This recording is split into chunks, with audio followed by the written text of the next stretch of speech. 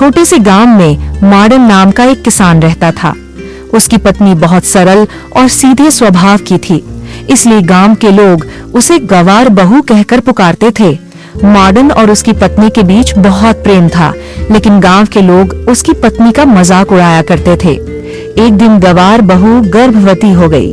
गांव वालों ने और भी मजाक उड़ाना शुरू कर दिया कि गवार बहू क्या बच्चे की देखभाल कर पाएगी, क्या वो बच्चे को अच्छे संस्कार दे पाएगी। गवार बहू इन बातों से बेपरवाह थी और उसने अपने पति से कहा, हमारा बच्चा भगवान का आशीर्वाद है, मुझे विश्वास है कि मैं उसे अच्छे संस्कार दूंगी।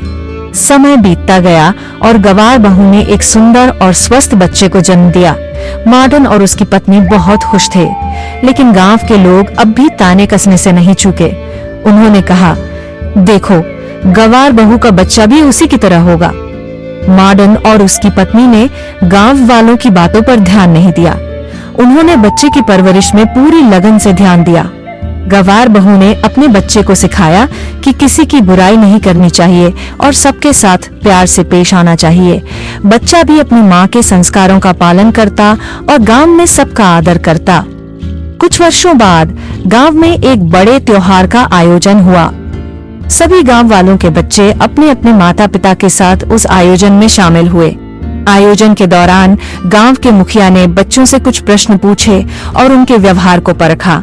सभी बच्चों में से माडन और गवार बहू का बच्चा सबसे अधिक संस्कारी और समझदार निकला।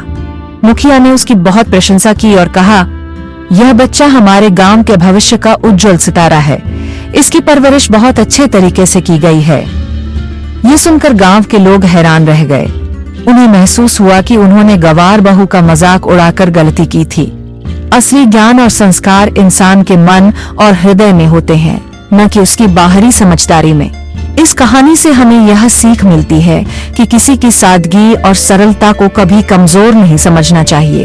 असली ज्ञान और संस्कार अंदर से आते हैं और वही सच्ची सफलता का मार्ग प्रशस्त करते हैं।